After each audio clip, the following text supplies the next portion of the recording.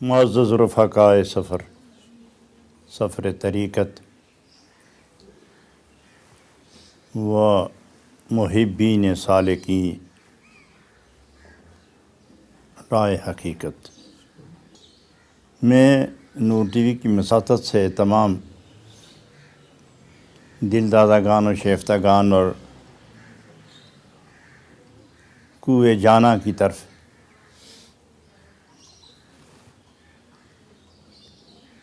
سفر شوق طے کرنے والے باہمت احباب گرامی کو مخاطب کرتے ہوئے نہ ختم ہونے والی مسرت محسوس کر رہا ہوں۔ میرے سامنے انگنت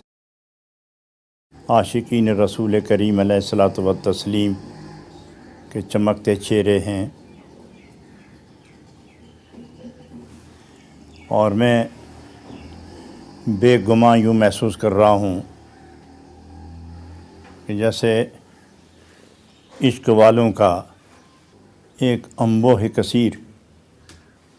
یہ بڑا عظیم قافلہ شوق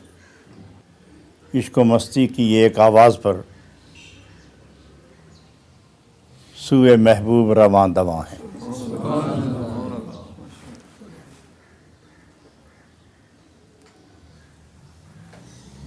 اس گئے گزرے دور میں، اس پرفتن ماحول میں، اس شر و فساد اور اناد کی دنیا میں دلوں کو ان فتنوں کے اثرات سے محفوظ کرنے والے، بچا رکھنے والے لوگ کتنے خوش نصیب اور بلند بخت ہیں کہ وہ دنیا کی تھوڑی سی پونجی پر قناعت کر کے اپنے مالک کی شوق میں ڈوبے ہوئے منزل دیدار کی طرف بڑھ رہے ہیں۔ وہ لوگ جو طالب دنیا ہیں، جن کا اوڑھنا بچھونا، مرنا جینا، کھانا پینا صرف دنیا ہے، یہ لوگ یہاں بھی بے چین اور درجہ انجام پر بے قرار و رسوا، محروم اور پریشان۔ وہ لوگ کہ جو تھوڑی دنیا پر قناعت کر کے بہر سو متوجہ الی المقصود ہو گئے ہیں، وہ لوگ یہاں اگرچہ جسمانی اور ظاہری اعتبار سے دنیا کے رواج اور اصولوں کے پیش نظر وہ جسمانی راحتوں کو سمیٹ نہیں سکے، لیکن ان کے احوال درون سے دریافت کیا جائے، ان کی باطنی کیفیتوں اور ان کی طلب صادق کی لذتوں سے پردہ اٹھا کر حقیقت معلوم کی جائے، تو ان کی خوشی اور ان کے سکون اور ان کی طلب کی جد و جہد میں جو لذت ہے، اس کی خوشی میں ان کو جھومتے دیکھ کر معلوم ہوتا ہے کہ یہ اپنی انتہا کو پہنچ گئے ہیں۔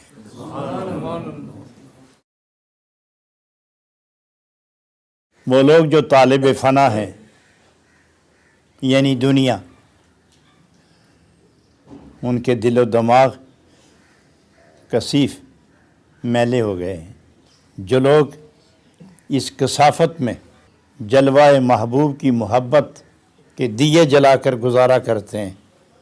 ان کے جسم بھی شاد ہیں، ان کے روح و دل اور دماغ یاد محبوب سے آباد ہیں۔ ساری کائنات، عرش و فرش، زمین و زماں، ملک و ملکوت، وحوش و طیور، دریا صحرا، یہ جو کچھ ہے کائنات میں، یہ تمام کے تمام جلوائے وحدت کے امین ہیں۔ کوئی ذرہ کائنات میں ایسا نہیں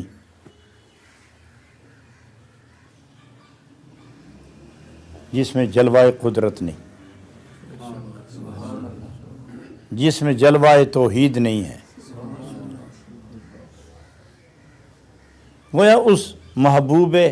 حقیقی رب العالمین کے جلوے ساری کائنات کے اندر ہیں، اور طالب کبھی نہیں چاہتا، عاشق کبھی برداشت نہیں کرتا،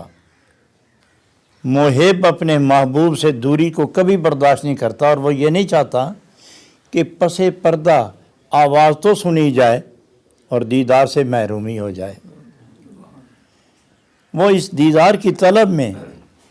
صبح و شام اس کی یہی طلب ہوتی ہے کہ پردہ اٹھے، میں جلوائے محبوب کے دیدار سے عمر بھر کی پیاس بجھا لوں۔ یہاں جناب رومی رحمۃ اللہ علیہ عشق کی منزل پر آ کر اپنے معشوق،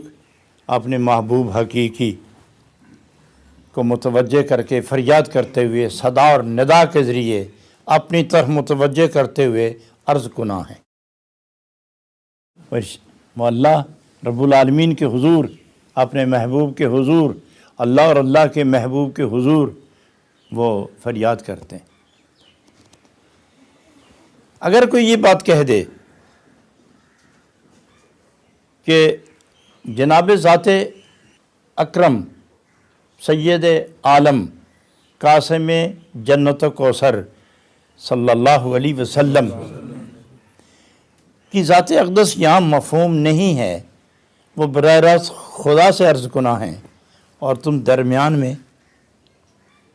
ذات گرامی صلی اللہ علیہ وسلم کو شامل کر لیتے ہو، اس کی طرف تو اشارہ تک نہیں ہے، اور کیسے تم نے ان جہتوں کو اکٹھا کر دیا ہے۔ حضرات گرامی توجہ فرمائیں، جس ذات گرامی کے بغیر اللہ تعالیٰ اپنی ذات کو ظاہر نہیں فرمایا، کون ہے جو ان کے بغیر خدا کی قرب حاصل کر سکے؟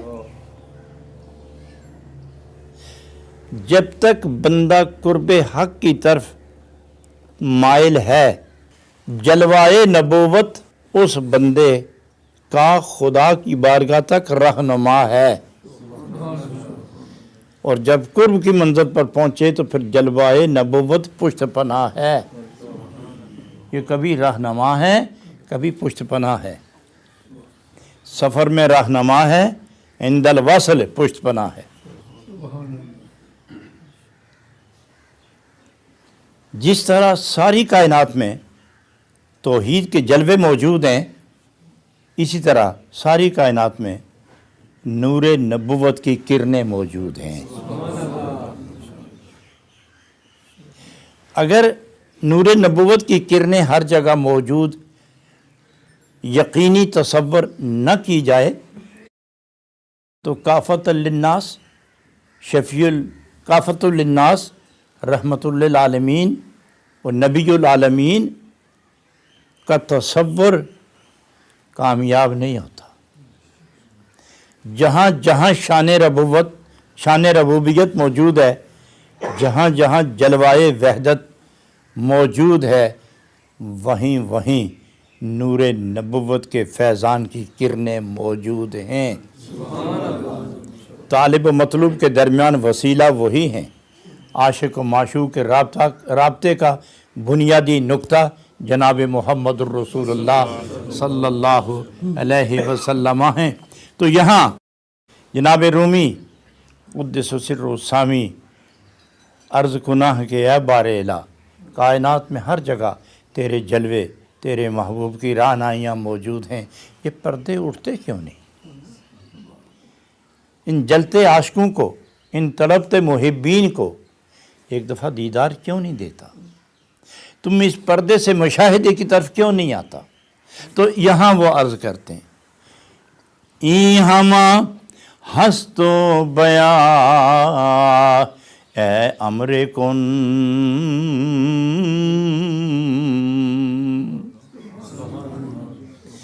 ای ہما ہست و بیا اے امر کن،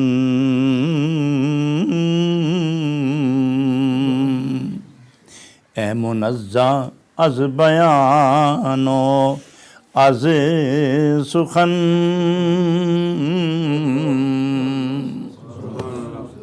اے منزہ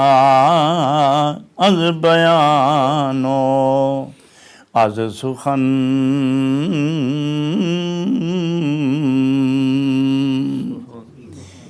ای ہما ہست، تمام عالم میں، یہ عالم ہے جو ممکنات ہے، یہ عالم جو محدود ہے، یہ عالم جو متناہی ہے، یہ جتنا عالم، عالم امکان یہ ہے، اور اس کے اندر تیرے جلوے بھی ہیں۔ بیا اے امر کن، اے کن سے ساری کائنات کو وجود میں لانے والے، ایک دفعہ پھر کن کہہ کر اپنے جلووں کو پردوں سے نکال کر مشاہدے کے درجے میں لے آ، اپنی ذات کو مشاہدے کے لیے یوں ظاہر فرما کہ ہم دیدار سے معزوز ہو سکیں۔ اے منزہ از بیان و از سخن، کس بیان اور کس سخن سے میں مخاطب کروں؟ تیری ذات بیان سے بھی خارج ہے،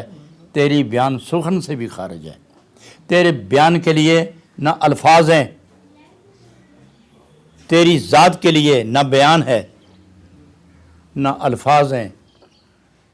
تیری ذات تو الفاظ میں بھی نہیں آتی، تیری ذات بیان میں بھی نہیں آتی، یہ بیان بعد ہیں، الفاظ بعد ہیں، تیری ذات پہلے ہے۔ یہ بیان مخلوق ہے، یہ سخن مخلوق ہے، یہ بیان کرنے والے مخلوق ہیں، تو خالق ہے۔ خالق، مخلوق جتنی بھی بڑی ہوگی محدود ہوگی، اور خالق کی ذات لا محدود بھی ہے، لا متناہی بھی ہے، اور لا مکان بھی ہے۔ اس لیے اے منزہ از بیان و از سخن، نہ یہاں بیان کی گنجائش ہے اور نہ الفاظ و سخن کی گنجائش ہے، تو اپنی قدرت سے امر کن کا ایسا اظہار فرما کہ یہ تڑپتے عاشق تو ظاہر ہو جائے اور یہ تیرا دیدار کر لیں۔ آگے جا کے وہ ارشاد فرماتے ہیں جناب رومی رحمۃ اللہ علیہ کہ یہ جو عشق ہے، یہ جو محبت کی انتہا ہے، اور جب انسان ہوش، اختیار اور گفتگو کے مرحلے سے گزر جائے اور عشق کی وادی میں، معشوق کی طلب میں اتنا گم ہو جائے کہ وہ اپنی جان کو بھی فراموش کر دے، صرف ذات محبوب، ذات معشوق کی ذات ہی باقی رہے اور اسی کی طلب میں وہ مگن ہو، تو اس وقت وہ جو عشق کی کیفیت ہوگی وہ اس باغ کی ہوگی جس میں نہ کبھی خزاں آتی ہے اور نہ وہ کبھی محتاج بہار ہوتا ہے۔ ایک باغ ایسا بھی ہے جو محتاج بہار نہیں۔ دنیا میں جتنے باغ ہیں جب تک بہار نہ آئے تو یہ ثمردار نہیں ہوتے۔ یہ جتنے باغ ہیں یہ محتاج بہار ہیں، مگر عشق ایک ایسا باغ ہے جو محتاج بہار نہیں ہے، اس پر خزاں کا گزر نہیں اور محتاج بہار نہیں۔ اور اس لیے جناب رومی عرض کرتے ہیں باغ سبز عشق کو بے منتہا،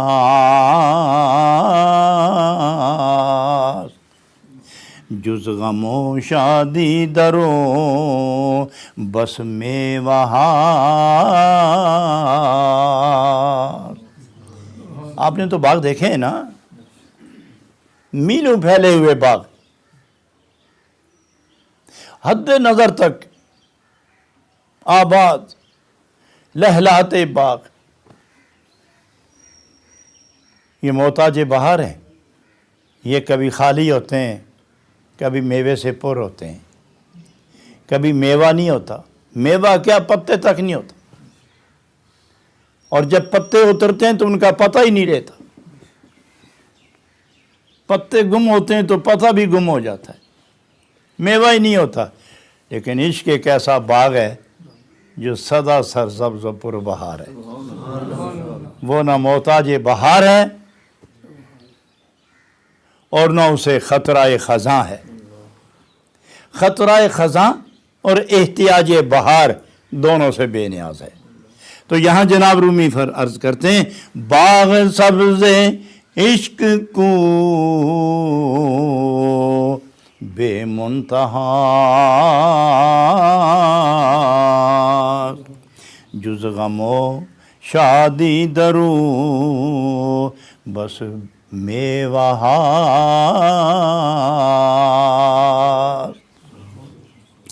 یہ جو عشق کا باغ ہے اس کی کوئی انتہا نہیں۔ قرآن عظیم نے جس باغ کا ذکر کیا ہے وہ جنت کا باغ ہے، اور جنت میں بہار اور خزاں کا کوئی تصور نہیں۔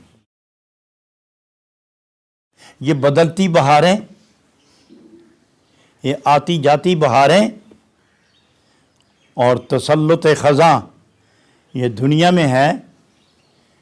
اس کا قیامت میں جنت میں اس کا کوئی اثر نفوذ نہیں ہے۔ وہاں جنت میں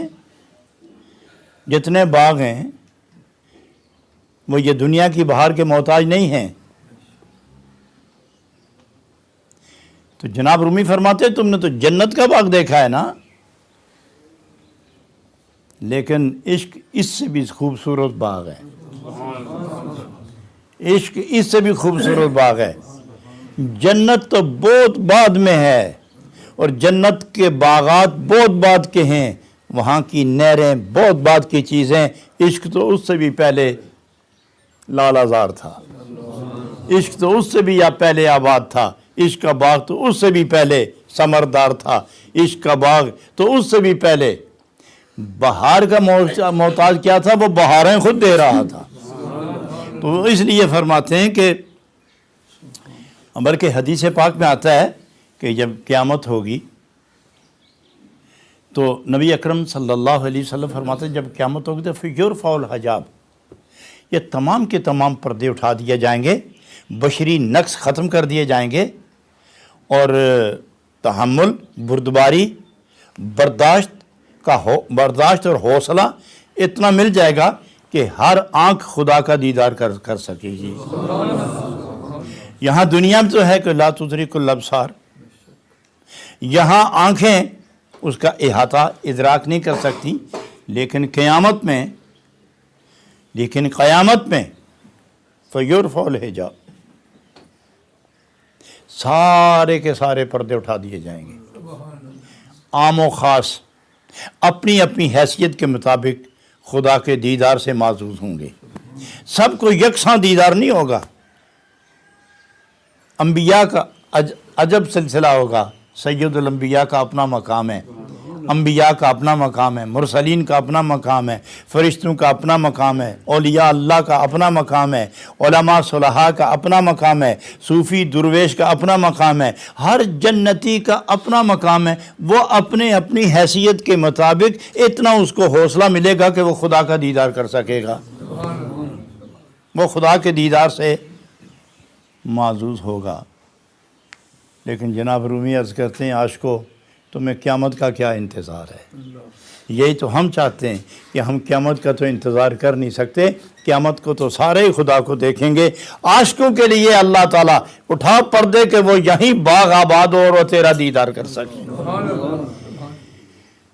حضرات گرامی، آگے جا کے ایک خوبصورت بات جس پر یہ آج ساری گفتگو مکمل ہو جائے گی، جناب رومی عرض کرتے ہیں اے میرے محبوب، اب بارگاہ رسالت کی طرف متوجہ ہو گئے کہ یہ فریاد، ندا، صدا، التجا، تمنا، گزارش، آہوزاری، انکساری، اجزکاری، یہ سب تو ہم نے پیش کر دی اپنے مالک کے حضور، کب وہ منظور فرماتا ہے۔ لیکن اے آقا دو عالم، اے ہجر کے دشت میں وصل کا اہتمام کرنے والے، اے دوریوں کو وصل کا لباس پہنانے والے، اے بشری تقاضوں پر نبوت کے فیض سے ملکوتی آثار عطا فرمانے والے، آپ کے حضور گزارش ہے کہ ہم پر کرم فرماتے ہوئے، چونکہ اللہ نے آپ کو مخاطب کر کے فرمایا ہے کہ اگر کوئی مسکین آپ کے حضور حاضر ہو تو اسے خالی نہ لوٹایا جائے۔ وَأَمَّا السَّائِلَ فَلَا تَنْهَرْ، جو بھی سائل آئے اسے اس کی خواہش کے مطابق خیرات عطا فرمائی جائے، یہی شایان شان نبوت ہے۔ اور جب میں نے سارے خزانے دے ہی دیے ہیں اور آپ کو اپنے خزانوں کی چابیاں دے دی ہیں، وہ خزانہ مانوی ہو یا ظاہری ہو یا باطنی ہو، دینی ہو دنیاوی ہو، جسمانی ہو کہ روحانی ہو، ایمانی ہو یا عقبہ کا ہو یا دنیا کا ہو، جیسا کوئی طالب ہو، سب خزانے آپ کے پاس ہیں اور چابیاں بھی آپ کے پاس ہیں۔ آپ نے تصدیق بھی کر دی ہے کہ اوتیتو مفاتیح خزائن الارض، زمین کے خزانے کی کنجیاں مل گئی ہیں، آسمانی خزانے کی کنجیاں تو پہلے ہی عطا کر دی گئی تھیں۔ تو جب یہ کنجیاں آپ کے پاس ہیں تو جو بھی آپ کے پاس آئے فلا تنہر، وہ خالی نہ جائے، اسے مال دیا جائے۔ تو جناب حافظ شیرازی ایک دفعہ عرض کرنے لگے، بارگاہ رسالت میں حاضر ہوئے تو وہ عرض کرنے لگے کہ زکاتم دے کہ مسکین و فقیرم، زکاتم دے کہ مسکین و فقیرم۔ حکم ہے فقیروں کے لیے کہ انما الصدقات للفقراء والمساکین، غریبوں مسکینوں کے لیے زکوٰۃ لینا ضروری ہے اور امیروں کو زکوٰۃ دینا ضروری ہے۔ اور پوری کائنات میں خدا کے بعد اگر کوئی امیر ہے تو وہ جناب محمد الرسول اللہ آپ کی بارگاہ ہے۔ مجھ سے بڑا فقیر کوئی نہیں اور آپ سے بڑا امیر کوئی نہیں، لہذا زکاتم دے کہ مسکین و فقیرم، میں مسکین بھی ہوں فقیر بھی ہوں، مجھے زکوٰۃ عطا فرمائیں۔ بارگاہ سید الکونین میں حافظ شیرازی عرض کنا ہیں، مسکین و فقیروں، آپ امیر الامراء ہیں، یہاں سے نبیوں کو زکوٰۃ ملی ہے، خیرات ملی ہے، یہاں ولیوں کو ملی ہے خیرات، کائنات کو خیرات ملی ہے۔ میں بھی مانگنے آیا ہوں، اور اگر میرا وقت برابر نہیں، میری حالت و قسمت نہیں، میرے پاس جام و دامن نہیں، تو اس بارگاہ میں کیا نہیں؟ گر تو نمے پسندی تغیر کن کزارا، گر تو نمے پسندی تغیر کن کزارا، جو میری حالت ہے اگر یہ اس قابل نہیں کہ یہ مانوی روحانی زکوٰۃ حاصل کر سکے تو آپ کے پاس وہ سب کچھ ہے، میری قسمت بدل کر اس زکوٰۃ کا حقدار بنا کر مجھے عطا فرما دیں۔ میری حالت آپ بدل کے مجھے اس کا اہل بنا دیں۔ رومی بھی شاید انہوں نے رومی کی اس ادا کو اپنے لے میں پیش کیا ہے، تو سب سے پہلے رومی عرض کرتے ہیں، دہ زکاتِ روح خود اے خوب رو،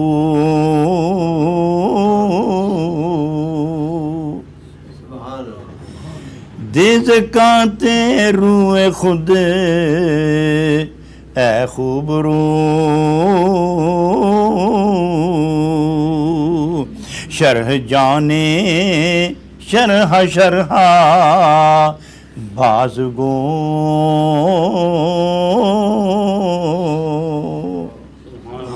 شرح جانے شرح شرح بازگو،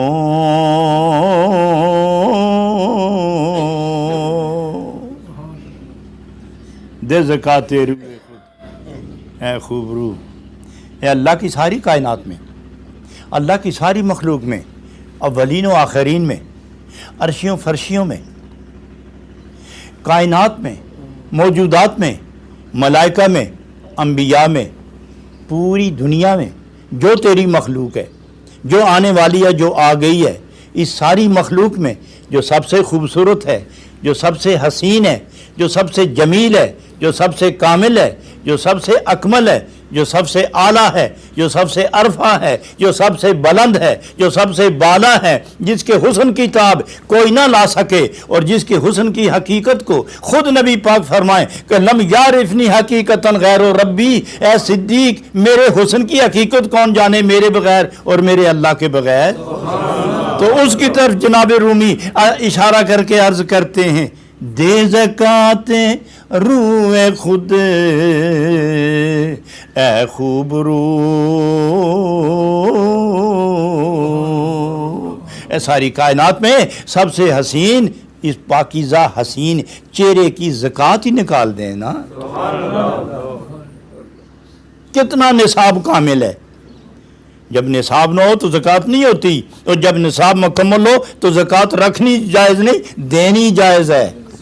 رکھنی جائز نہیں، دینی واجب ہے، ضروری ہے۔ اب آپ پر زکوٰۃ فرض ہو گئی ہے، حسن اتنا بڑھ گیا، نصاب اتنا کامل ہو گیا کہ سارے جہان میں آپ تو اپنا اس نصاب میں سے زکوٰۃ بانٹتے چلے آئے ہیں، بانٹتے چلے آئے ہیں۔ آدم علیہ السلام سے لے کر آج تک زکوٰۃ بڑھتی چلی گئی ہے۔ اب میں آ گیا ہوں، مجھے بھی اس حسین چہرے کی حسن کی جلوہ گری میں سے کچھ قطرے عطا فرما دیں۔ شرح جانے شرح شرح باز گو،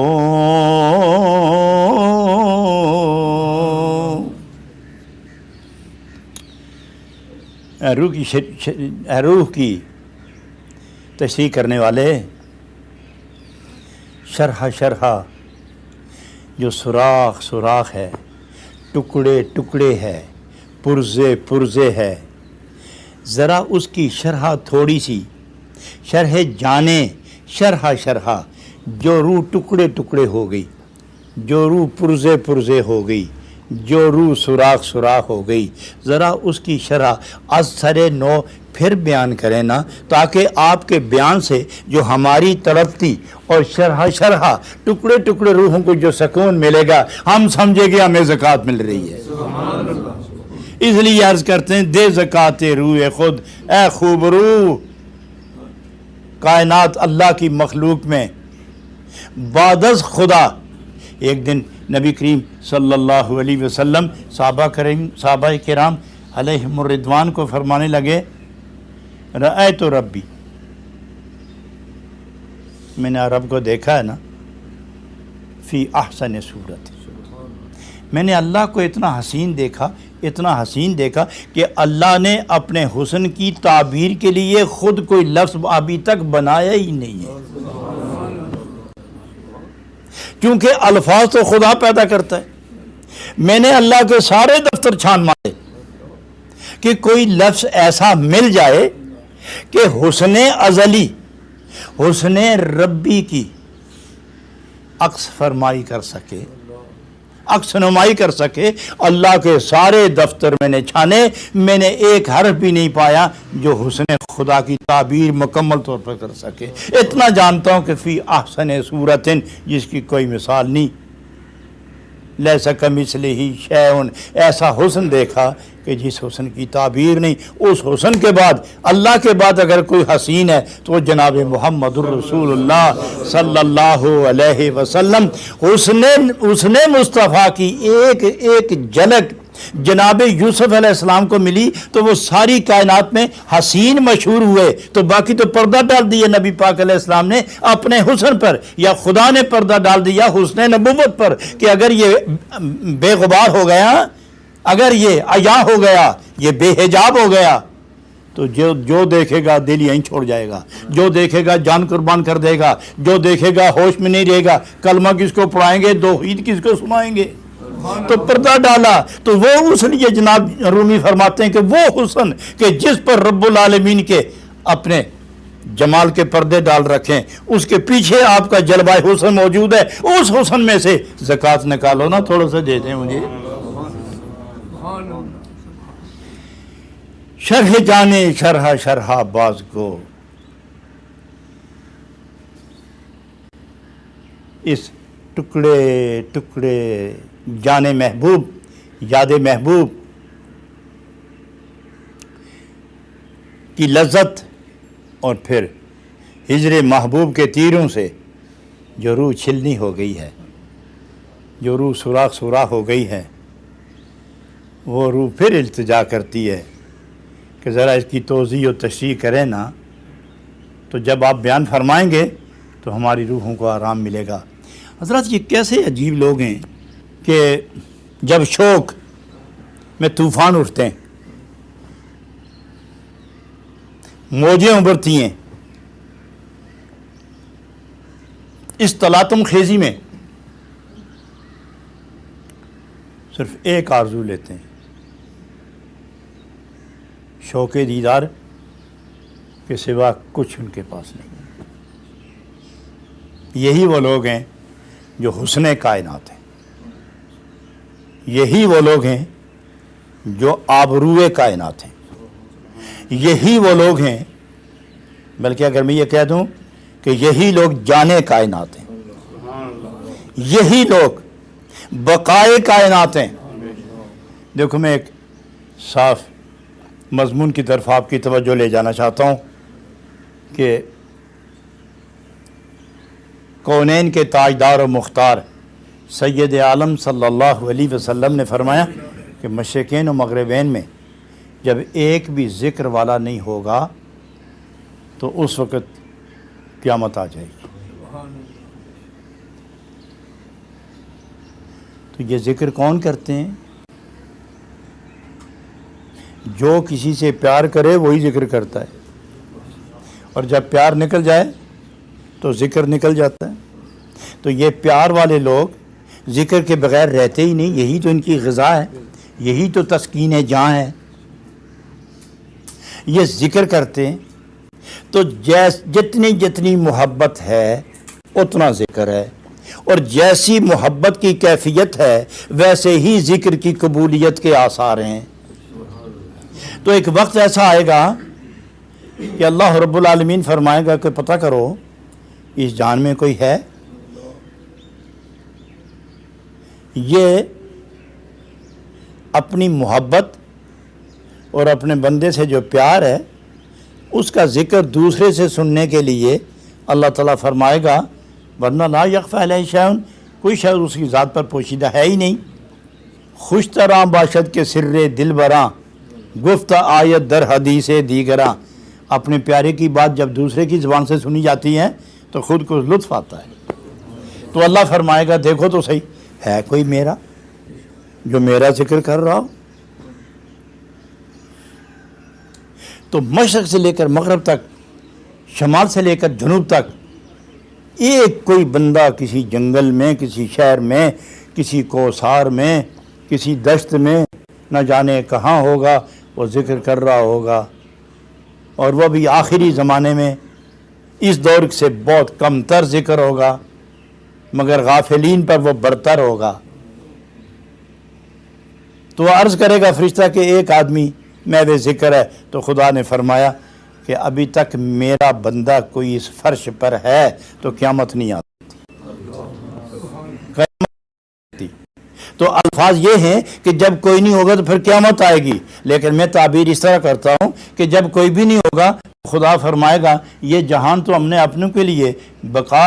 اس کو دے رکھی تھی، جو اپنا ہی کوئی نہیں تھی، ان باقیوں کو پالنے کی ضرورت ہے، بلڈوز کرو ان کو، اڑاؤ ان کو۔ تو پھر حضرت اسرافیل بندوبست کریں گے سب کا، پھر وہ یکدم بندوبست کر دیں گے۔ تو گویا یہ جہان جو باقی ہیں، میں سمجھتا ہوں کہ بقائے عالم کی بنیاد یہ محبین خدا ہیں، یہ رونق اس عالم کا، یہ درویش لوگ ہیں۔ یہ جو صوفیاء اور درویشوں پر اعتراض کرتے ہیں دراصل یہ عقل کے اندھے ہیں، یہ عقل کے اندھے ہیں، اور دنیا کے ذلتوں میں، دنیا کی فانی اور غلیظ لذتوں میں ڈوب کے اندھے ہو گئے ہیں، اور دل کے اتنے گندے ہو گئے ہیں کہ پاک باز ان کی نظر میں آتے ہی نہیں۔ یہ دلوں کے گندے، یہ عقل کے اندھے، اور یہ مزاج کے درندے، صورت ہے تو یہ بظاہراً بندے، مگر اندر سے یہ بالکل ناکارہ اور غلیظ اور گندے ہیں۔ یہ جو انبیاء پر زبان تنقیص دراز کرتے ہیں، اولیاء پر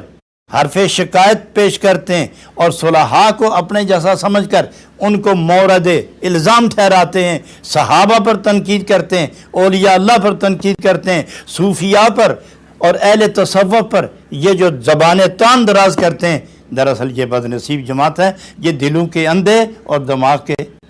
گندے لوگ ہیں۔ اور حقیقت یہ ہے کہ یا یہ سچے ہیں یا قول رسول سچا ہے، اب دو میں سے ایک ہی سچا ہوگا، یا قول رسول سچا ہے یا یہ سچے ہیں، اور اگر یہ سچے ہیں تو پھر یوں سمجھو کہ جہان غرق ہو گیا، اور اگر قول رسول سچا اور یقیناً سچا اور بالکل سچا ہے تو پھر یہ لوگ خدا کی رحمت سے محروم ہیں۔ کہ یہ جو آشنائے رمز وحدت یا آشنائے سر نبوت یا حامل درد عشق یا امین لذت الفت، یہ جتنے لوگ ہیں یہ خدا کے پیارے لوگ ہیں، ان کے اندر بھی ذکر اللہ ہے، ان کے باہر بھی ذکر اللہ ہے، ان کے اندر بھی جلوہ رسول اللہ ہے، ان کے باہر بھی سیرت رسول اللہ ہے صلی اللہ علیہ وسلم۔ یہ توحید کے جلووں اور نبوت کے فیضان سے مالا مال لوگ ہیں۔ جب تک یہ ہیں نزول رحمت، جب تک یہ ہیں نزول رحمت کا سلسلہ جاری رہے گا، اور جب انہی کے ذریعے اللہ تعالیٰ اپنی رحمتیں، اپنی کرم نوازیوں سے، اپنی رحمتوں، اپنی کرم نوازیوں سے اس جہان کو مالا مال فرماتا ہے۔